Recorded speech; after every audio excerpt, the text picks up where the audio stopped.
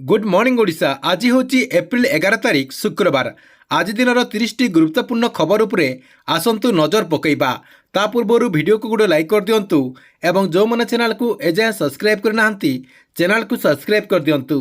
प्रथम खबर आज आरंभ हो ओडिशा रे आयुष्मान भारत योजना। कटक बालीजात्रा पड़िया अपराह 2:30 नड्डा आसिके शुभारंभ कर कार्यक्रम रही। मुख्यमंत्री मोहन चरण माझी, उपमुख्यमंत्री केवी सिंह देव, प्रभाती परिड़ा एवं स्वास्थ्य मंत्री मुकेश महालिंग कार्यक्रम में जोगदेवे बोली सूचना रही। यह सहित 3 जन केन्द्रमंत्री कार्यक्रम में जोगदेवे बोली सूचना रही। जुएल राम, धर्मेन्द्र प्रधान एवं अश्विनी वैष्णव यह कार्यक्रम में जोगदेवे। राज्य में 1405टी प्राथमिक स्वास्थ्य केन्द्र में वीडियो कॉन्फ्रेंसिंग माध्यम अंशग्रहण करेंगे। योजना को शुभारंभ करने जिला स्तरीय कार्यक्रम आयोजन कर जहाँकि राज्यर अन्यान्य मंत्री माने से कार्यक्रम में जोगदेकी आयुष्मान कार्ड बंटन कर कार्यक्रम रही। सरकार तरफ प्रथम पर्यायर प्रत्येक गाँव 25 जन हिताधिकारी को यही आयुष्मान कार्ड बंटन कर सूचना रही। परवर्ती खबर सस्ता है ऋण कमिब ईएमआई बोझ। भारतीय रिजर्व बैंक आरबीआई तरफ यार प्रमुख सुधहार रेपो रेट को 0.25% को खसाई 6% कर अपडेट होती। पूर्वर जहाँकि 6.25% थिला एबे जाकि मात्र 6% थिबारु एथर जाकि सस्तारे लोक मैंने ऋण पाइपारे एवं आपणकर जो इंटरेस्ट रही से इंटरेस्ट कम टंका दिया पड़ब बोली आरबीआई गवर्नर संजय मल्होत्रा जहाँकि सूचना देते। परवर्ती खबर पश्चिमबंग में वाकफ संशोधन आईन लागू कर मुख्यमंत्री ममता बनर्जी एने घोषणा करछंती। संख्यालघु लोक संपत्ति को रक्षा करा केंद्र सरकार तरफ निया पदक्षेप विषय में आलोचना करी ताकू डिवाइड एंड रूल बोली ममता बनर्जी जहाँकि सूचना देते। परवर्ती खबर जारी रही। ग्रीष्म प्रवाह यह दृष्टि रखी आज संबलपुर और बरगढ़ जिले में सकाल ऑफिस कार्य आरंभ हो जाए।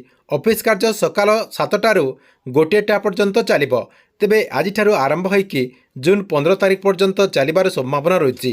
अन्यपटे ऑफिस समय भितर लंच ब्रेक रहिबो नाही बोली सूचना रही। परवर्ती खबर बीजेडी आग को खंड खंड हो दलर 90 भाग वरिष्ठ नेता नूतन दल गठन करेंगे बोली बीजेपी सांसद प्रदीप पुरोहित जहाँकि सूचना देते। या सहित से कहते जे पांड्यान को जेते विरोध कले भी तांका पाखरे रखिबे नवीन बोली सांसद जहाँकि सूचना देते। सेहीपरि बीजेडी आगामी पंचायत निर्वाचन रे ठीक भाव लड़ी पारिबे को नहीं से नहीं वर्तमान संदेह उपजिलानी बोली पुरोहित जहाँकि सूचना देते। परवर्ती खबर पूर्व सरकार द्वारा आरंभ करा मो बसर ना परिवर्तन करा जाई आम बस करागला। हेले मो साइकल को किंतु आम साइकल हो पारा ना बोली वर्तमान जहाँकि सबुआड़े चर्चा होची। किंतु सरकार तरफ यह केबे परिवर्तन करा सेथिपई लोक माने आलोचना करिबारे आरंभ कर दैचंते बोली सूचना रही। परवर्ती खबर 26/11 मुंबई आतंकवादी हमलार मुख्य अभियुक्त तहबूर राणा को अमेरिकार भारत को आने जाइथिबा टीम गुरुवार दिल्ली में पहुंची। अमेरिका सुप्रीमकोर्ट तहबूर को भारतीय प्रत्यार्पण करा विरोध में दाखल अपील को खारज करबा परे तहबूज को भारत आसबार रास्ता फिटिथिबार सूचना रही। परवर्ती खबर दीर्घ 128 वर्ष पर लॉस एंजेलिस रे हेबाक थिबा 2028 ओलंपिक रे क्रिकेट मैच सामिल हेबा नै आयोजक मानक पक्षरु जहाँकि घोषणा होईछि। उभय महिला और पुरुष वर्गर मैच आयोजन हेबो जहाँकि केवल T20 फॉर्मेट रे मैच अनुष्ठित कराजिबो बोली सूचना रही। उभय वर्गर 6टी लेखाएं दल अंशग्रहण करिपारिबा सहित सर्वाधिक 15 जन खेलाड़ी रही पारिबे बोली सूचना रही। परवर्ती खबर बिहार मुख्यमंत्री नीतीश कुमार असुस्थ हो पड़ती। मुख्यमंत्री बासभवन में डाक्टर टीम लगातार भाव चिकित्सा जारी रखिथिबार अपडेट होती। स्वास्थ्य अवस्था को दृष्टि रखी मुख्यमंत्री कार्यालय पक्षर एक चिठी जारी कर स्पष्ट भाव लिखाई जे मुख्यमंत्री नीतीश कुमार वर्तमान जहाँकि असुस्थ अच्छा एवं यही कारण तांकर जो सरकारी कार्यक्रम रही समस्त कार्यक्रम को बातिल करा जाउछि बोली सूचना दी जाइछि। परवर्ती खबर किछि दिन तले सुना दर कमिथिबा बेले पुणी जहाँकि सुना दर वृद्धि पाइछि। गुरुवार सुना दर जहाँकि 2700 टंका वृद्धि पाइछि। एप्रिल 10 तारिख अर्थात गुरुवार दिन 24 कैरेट सुनार मूल्य 10 ग्राम प्रति 93,380 टंका रही बेले सेहीपरि 22 कैरेट सुनार दाम 10 ग्राम प्रति 85,600 टंका रही अपडेट होइछि। परवर्ती खबर राज्य सरकार आय स्तर में अदल बदल करछंती। एने साधारण प्रशासन विभाग पक्षर विज्ञप्ति प्रकाश पाई। विज्ञप्ति अनुसार लिली कुमार कुलुंग को राजस्व विभाग जुग्म सचिव भाव नियुक्ति कर धरम हास्ता को जंगल परिवेश विभाग ଯୁଗ୍ମ ସଚିବ ଭାବେ ନିଯୁକ୍ତି କରାଯାଇଥିବାର ସୂଚନା ରହିଛି। ରୀନା ମହାପାତ୍ରଙ୍କୁ ମତ୍ସ୍ୟ ଓ ପାଣି ସମ୍ପଦ ବିଭାଗର ଯୁଗ୍ମ ସଚିବ ଭାବେ ନିଯୁକ୍ତି କରାଯାଇଛି। ଆରାଧନା ଦାସଙ୍କୁ ଗୃହ ବିଭାଗର ଯୁଗ୍ମ ସଚିବ ଭାବେ ନିଯୁକ୍ତି କରାଯାଇଥିବାର ସୂଚନା ରହିଛି। ପରବର୍ତ୍ତୀ ଖବର, ୱାକଫ୍ ସଂଶୋଧନ ଆଇନ ବିଷୟରେ ସଚେତନ କରିବା ପାଇଁ ବିଜେପି ତରଫରୁ ଏପ୍ରିଲ 20 ତାରିଖରୁ ମେ 5 ତାରିଖ ପର୍ଯ୍ୟନ୍ତ ଦେଶବ୍ୟାପୀ 15 ଦିନିଆ ଅଭିଯାନ ଆରମ୍ଭ କରାଯିବ ବୋଲି ଗୁରୁବାର ଦିନ ଘୋଷଣା କରାଯାଇଛି। ବିଜେପିର ରାଷ୍ଟ୍ରୀୟ ଅଧ୍ୟକ୍ଷ ଜେପି ନଡ୍ଡା କହିଛନ୍ତି ଯେ ଏହି ପଦକ୍ଷେପ ମୁସଲିମମାନଙ୍କୁ ଶିକ୍ଷା ଦେବ ଓ କଂଗ୍ରେସ ଏବଂ ଏହାର ସହଯୋଗୀମାନଙ୍କ ଦ୍ୱାରା କୁହାଯାଉଥିବା ଭୁଲ ସୂଚନାକୁ ପ୍ରତିହତ କରିବା ପାଇଁ ଉଦ୍ଦିଷ୍ଟ ଅଟେ। ସୂଚନା ଥାଉକୁ ଏପ୍ରିଲ 8 ତାରିଖରେ ଏହି ଆଇନକୁ କାର୍ଯ୍ୟକାରୀ କରାଯିବ ବୋଲି ଅପଡେଟ୍ ହୋଇଛି। ପରବର୍ତ୍ତୀ ଖବର, ବିଦେଶ ଗସ୍ତରୁ ଫେରିବା ପରେ ସାଂସଦ ସସ୍ମିତ ପାତ୍ର ଦିଲ୍ଲୀରେ ପହଞ୍ଚିବା ପରେ ଗଣମାଧ୍ୟମକୁ ୱାକଫ୍ ଭୋଟିଂ ସମ୍ପର୍କରେ ପ୍ରତିକ୍ରିୟା ଦେବା ପାଇଁ ମନା କରିଛନ୍ତି। ପରବର୍ତ୍ତୀ ଖବର, ବଲାଙ୍ଗୀର ଜିଲ୍ଲାର ଟିଟିଲାଗଡ଼ ବୈଷ୍ଣବ ଦେବୀ ମନ୍ଦିର ସମ୍ମୁଖରେ ଜାଲ ନୋଟ କାରବାର ଚାଲିଥିବା ନେଇ ମାଡ଼ି ବସିଥିଲା ସ୍ପେଶାଲ ଟାସ୍କ। ଏସ୍ଟିଏଫ୍ ଟିମ୍ ଦ୍ୱାରା 50,000 ଟଙ୍କାର 500 ଟଙ୍କିଆ ଜାଲ ନୋଟ ଜବତ କରିଛି। ଗିରଫ 2 ଜଣଙ୍କ ମଧ୍ୟରେ ମହମ୍ମଦ ସରିଫ ଓ ନେତ୍ର ରାଉତଙ୍କୁ ହାଇ କ୍ୱାଲିଟି ଜାଲ ନୋଟ ଛାପୁଥିବା ନେଇ ଏସ୍ଟିଏଫ୍ ଟିମ୍ ଯାହାକି ଖୋଳତାଡ଼ କରୁଥିବାର ସୂଚନା ରହିଛି। ପରବର୍ତ୍ତୀ ଖବର, ସୁଭଦ୍ରା ଯୋଜନାକୁ ନେଇ ଦେଖନ୍ତୁ, ଯେଉଁମାନେ ବି ସୁଭଦ୍ରା ଯୋଜନା ଅଧୀନରେ ଏଯାଏଁ ଟଙ୍କା ପାଇନାହାନ୍ତି, ଆପଣଙ୍କର ପ୍ରଥମ କିସ୍ତି ହେଉ କି ଦ୍ୱିତୀୟ କିସ୍ତି ହେଉ, ଆପଣଙ୍କର ଯାହା ବି ତ୍ରୁଟି ରହିଛି ସେ ତ୍ରୁଟିଟିକୁ ଆପଣଙ୍କର ଯେଉଁ ଟାଟସ୍ ରହିଛି ସେ ଟାଟସ୍ଟିକୁ ଚେକ୍ କରିଦେଲା ପରେ ଆପଣଙ୍କର ତ୍ରୁଟିଟି ଆପଣ ଯାହାକି ଜାଣିପାରିବେ ଏବଂ ଯାହା ବି ଆପଣଙ୍କର ତ୍ରୁଟି ରହିଛି ସେ ତ୍ରୁଟିଟିକୁ ସମାଧାନ କରିଦିଅନ୍ତୁ। ଆସନ୍ତା 20 ତାରିଖ ଭିତରେ ଆପଣଙ୍କର ଯାହା ବି ତ୍ରୁଟି ରହିଛି ସେ ତ୍ରୁଟିଟିକୁ ସମାଧାନ କରିଦିଅନ୍ତୁ, ଯାହାଦ୍ୱାରା 22 ତାରିଖରେ ଆପଣମାନେ ସୁଭଦ୍ରା ଯୋଜନା ଅଧୀନରେ ପୁଣି ଥରେ ଯାହାକି ଟଙ୍କା ପାଇପାରିବେ ବୋଲି ମାନ୍ୟବର ଉପମୁଖ୍ୟମନ୍ତ୍ରୀ ପ୍ରଭାତୀ ପରିଡ଼ା ଯାହାକି ସୂଚନା ଦେଇଛନ୍ତି। ପରବର୍ତ୍ତୀ ଖବର, ମାତ୍ର 10 ମିନିଟ୍ରେ ଜିଓ ଫାଇନାନ୍ସ ଆପ୍ରୁ ମିଳିପାରିବ 1 ଲକ୍ଷ ଟଙ୍କା ପର୍ଯ୍ୟନ୍ତ ଋଣ। ଦେଖନ୍ତୁ, ଯେଉଁମାନଙ୍କର ଆଧାର କାର୍ଡ଼ ରହିଛି ଏବଂ ଆଧାର କାର୍ଡ଼ ଯଦି ଆପଣଙ୍କର ମୋବାଇଲ ନମ୍ବରଟି ଲିଙ୍କ୍ ରହିଛି ତା ସହିତ ଆପଣଙ୍କର ଯେଉଁ ଆଧାର କାର୍ଡ଼ ରହିଛି ସେ ଆଧାର କାର୍ଡ଼ଟି ବ୍ୟାଙ୍କ ଆକାଉଣ୍ଟ ଯଦି ଲିଙ୍କ୍ ରହିଛି ତାହେଲେ ଜିଓ ଫାଇନାନ୍ସ ଆପ୍ରୁ ମାତ୍ର 10 ମିନିଟ୍ ଭିତରେ 1 କୋଟି ଟଙ୍କା ପର୍ଯ୍ୟନ୍ତ ଋଣ ନେଇପାରିବେ ବୋଲି ଜିଓ କମ୍ପାନୀ ତରଫରୁ ଯାହାକି ସୂଚନା ଦିଆଯାଇଛି।